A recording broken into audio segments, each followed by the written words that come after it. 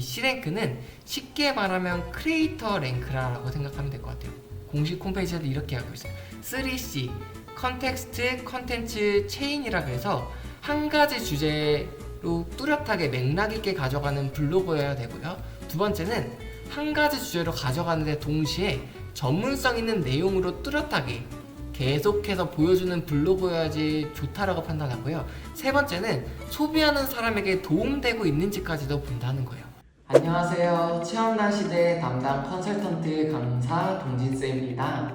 오늘은 블로그를 하면 정말 많이 듣게 되는 소문들과 카더라들이 너무 많이 있는데요. 그것들을 다 빼고 공식, 네이버에서 운영하는 공식 블로그를 가지고 네이버의 알고리즘과 네이버가 좋아하는 문서들에 대해서 살펴보려고 합니다. 모든 내용은 제가 하는 말이 아니라 카더라가 아니라 네이버 공식 블로그에서 이야기하는 내용을 토대로 소개해드리는 만큼 알고리즘과 누락이나 저품질에 대한 이해가 굉장히 많이 도움되실 거라고 이야기 드리고 시작하겠습니다. 네이버의 공식 정보글을 포함해서 추가로 또 제가 저품질이나 누락이 됐을 때 좀 도움되는 행동들에 대한 부분도 16가지로 정리를 해놨거든요. 그것까지도 끝까지 보시는 분들한테 추가로 활용할 수 있는 팁까지 전해드리는 만큼 꼭 끝까지 시청하시길 바라고요. 제가 바로 시작해서 도와드리도록 하겠습니다. 우선 신누락과 저품질에 대해서 간단하게만 설명드려볼게요. 누락과 신누락 같은 경우는 블로그에 글을 발행하고 웹페이지 영역에는 노출이 되다가도 인기글이나 블로그 탭으로 들어가는 순간 그 글이 사라져서 안 보이는 누락된 형태를 이야기하는 걸 저희들은 신누락이라고 하고요. 그리고 그것들이 같이 안 보이게 되는 경우를 더 큰 누락이라고 이야기해요. 그리고 어느 시점에서 네이버가 좋아하지 않는 문서를 계속해서 발행하다 보면 누락되다가 블로그 품질이 저하되는 시점이 있는 걸 저희들은 저품질, 품질이 저하됐다라고 해서 저품질의 이야기를 많이 하고 있습니다. 그래서 오늘은 네이버가 그럼 좋아하는 문서는 무엇이고 네이버 공식 블로그에서 말하는 알고리즘과 네이버가 저품질과 누락에 대해서는 어떻게 이야기하고 있는지 소문과 카더라를 어떻게 이야기해주고 있는지를 같이 살펴보려고 해요. 그리고 더 나아가서 네이버가 좋아하는 행동들을 저 나름대로 16가지를 정리한 것까지 함께 다 나눠드리도록 하겠습니다. 그럼 바로 제가 실제로 보여드리면서 시작하겠습니다.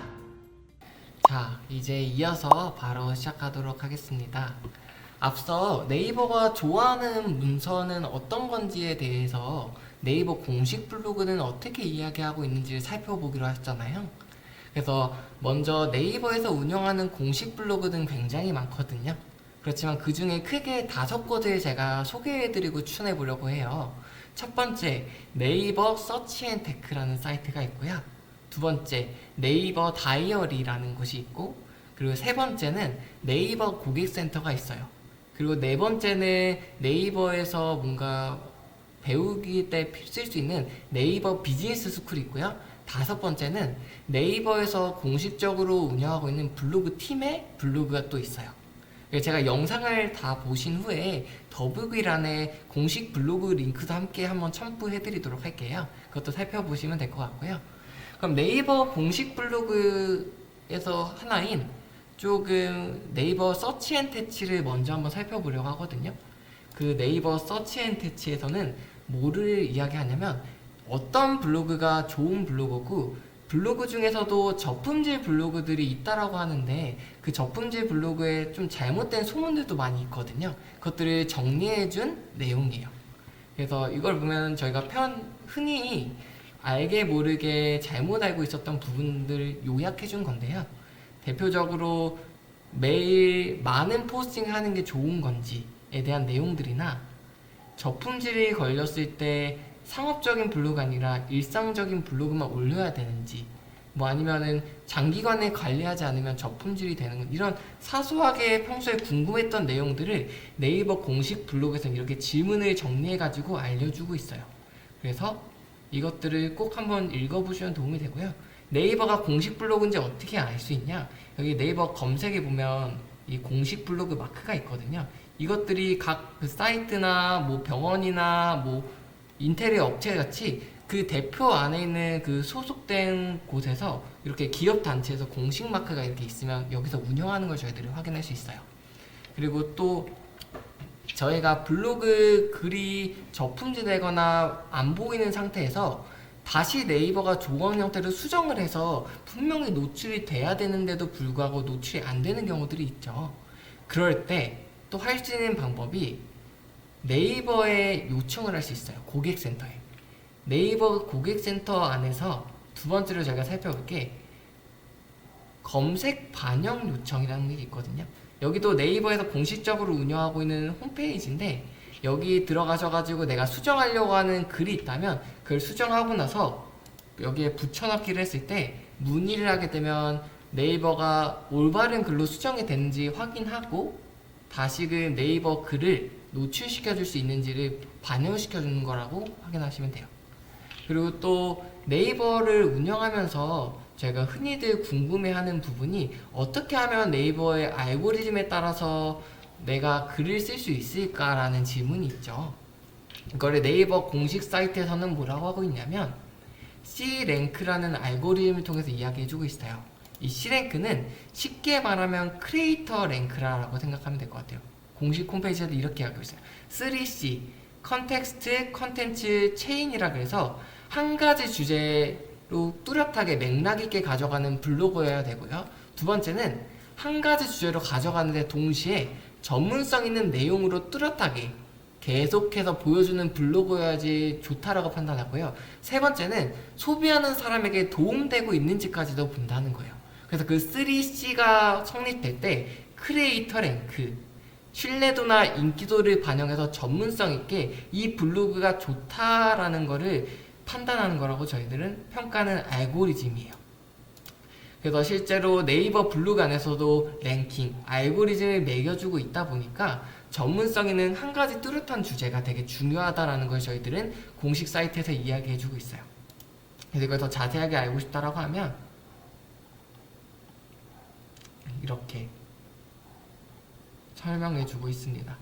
C랭크를 쉽게 말하면 블로그의 신뢰도를 평가하는 알고리즘이다 라고 이야기합니다.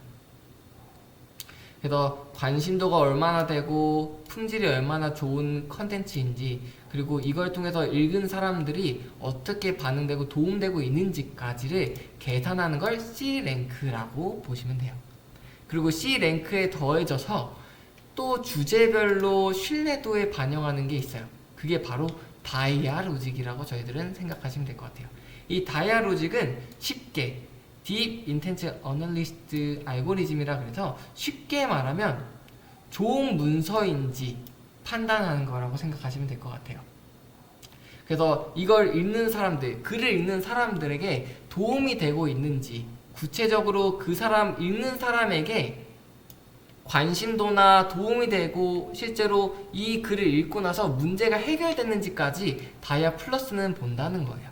그래서 전문성도 보고요. 다이아 플러스라는 로직도 네이버 블로그에서는 공식적으로 이야기하고 있어요.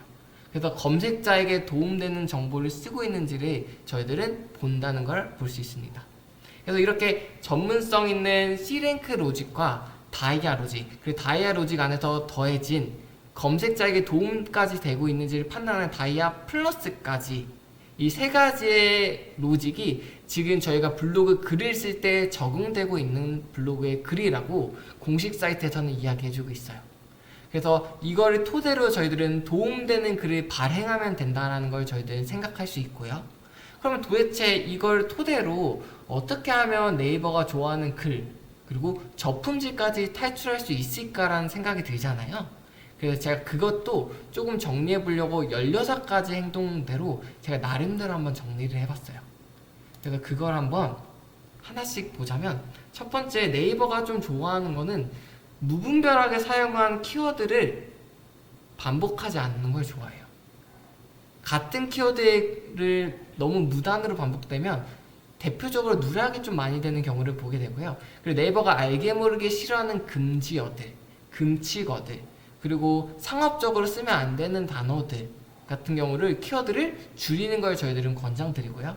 그리고 유사 이미지 들어보셨을 거예요.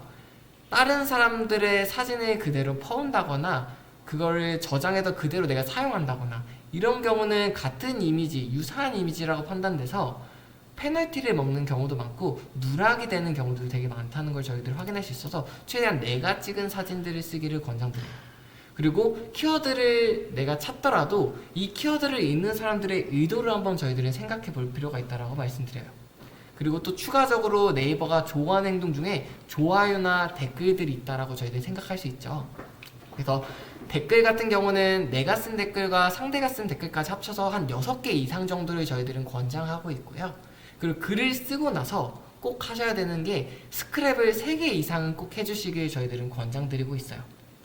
그리고 같은 제목에도 동일한 키워드를 2번 이상은 반복하지 않는다라는 걸 생각하시면 될 것 같아요. 수분크림이라고 한다면 제목에 수분크림 안에서 수분크림 추천, 이런 수분크림이라는 단어를 2번 이상 반복하지 않는 걸 저희들은 권장하고요. 그리고 뷰탭이나 초반에 100글자 안에 제목을 썼다면 본문에 똑같은 제목을 100자 안에 넣어주는 걸 저희들은 신뢰도가 좀 더 부여되는 걸 확인할 수 있어서 그걸 권장드리고, 꼭 넣어주셨으면 좋겠는 게 움짤 넣어주시고, 그리고 10초 이상 되는 동영상을 꼭 하나 넣어주시길 반복드려요. 그리고 글은 100자 말고 1000자에서 1500자, 1800자 그 사이를 좀 써주는 걸 기본적으로 권장드리고 있어요. 자, 이렇게 제가 한 16가지 정도까지 저품질을 탈출할 수 있고 네이버가 좋아하는 행동들을 나름대로 정리를 해봤거든요.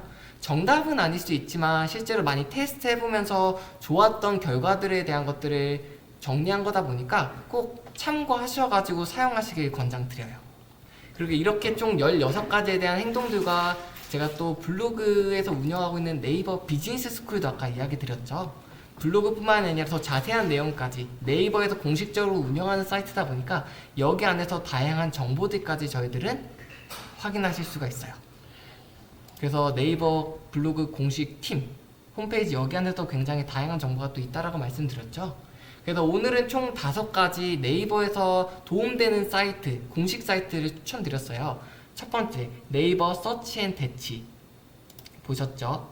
그리고 두 번째가 네이버 고객센터를 보셨고요. 세 번째가 네이버 다이어리를 보셨고, 네 번째가 네이버 비즈니스 스쿨, 그리고 5번째 마지막으로 본 게 네이버 블로그에서 운영하고 있는 공식 블로그 팀에 대한 사이트를 저희들은 확인하셨습니다. 자, 오늘 이것들을 꼭 블로그 운영하시면서 분명히 참고하시고 읽게 되면 성장하는 데 굉장히 도움이 많이 되실 거거든요. 유익한 정보들이 실제로 공식 사이트에도 많이 있다 보니까 이것들을 꼭 한번 읽어보시면서 블로그 성장에 도움이 되셨으면 좋겠습니다.